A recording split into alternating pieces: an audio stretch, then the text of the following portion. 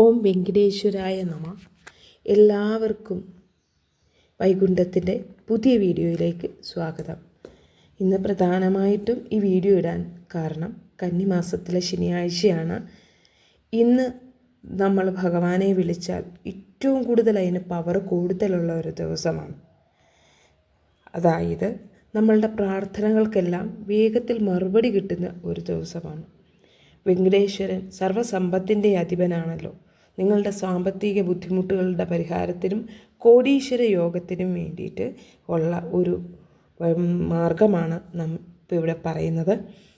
തീർച്ചയായിട്ടും 100% വിശ്വാസത്തോടു കൂടി നിങ്ങൾ ഇതിനെ സമീപിച്ചാൽ നിങ്ങൾക്ക് അതിൻ്റേതായ ഐശ്വര്യം ഉണ്ടാവും. സാമ്പത്തിക ബുദ്ധിമുട്ടുകൾ മാറുകയും സമ്പത്ത് നിങ്ങളിലേക്ക് ഒഴുകി വരികയും ചെയ്യും. ഇതിന് യാതൊരു മാറ്റവുമില്ല. അതിനുവേണ്ടി നിങ്ങളുടെ തൊഴിലിടങ്ങളിൽ വഴികൾ തുറക്കുകയും ഭഗവാൻ കണ്ണു തുറന്നാൽ മറ്റൊന്നും അതിനപ്പുറമില്ലല്ലോ. അപ്പോൾ അതിനായി നിങ്ങൾ ചെയ്യേണ്ടത് എന്താണെന്ന് വെച്ചാൽ ഭഗവാന്റെ ഒരു മന്ത്രം, ഗായത്രി മന്ത്രം 108 തവണ ശനിയാഴ്ച ദിവസമായി ഇന്ന് ചൊല്ലണം. ഇതൊരു പക്ഷേ ഞാൻ ഇന്നലെ ഇടേണ്ട വീഡിയോയാണ്. വൈകിപ്പോയതിൽ മാപ്പ് ചോദിക്കുന്നു.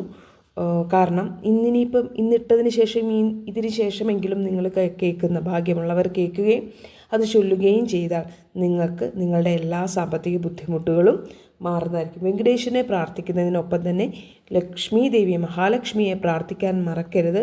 ഓം മഹാലക്ഷ്മിയെ നമ, അതും 108 തവണ ഉരുവിടണം. കൂടാതെ ഭഗവാന്റെ ചൊല്ലേണ്ട ഗായത്രി മന്ത്രം ഇതാണ്: ഓം നിരഞ്ജനായ വിദ്മഹേ നിരവശായ ധീമഹി തന്നോ ശ്രീനിവാസ പ്രചോദയാത്. ഓം നിരഞ്ജനായ വിദ്മഹേ നിരവശായ ധീമഹി തന്നോ ശ്രീനിവാസ പ്രചോദയാത്.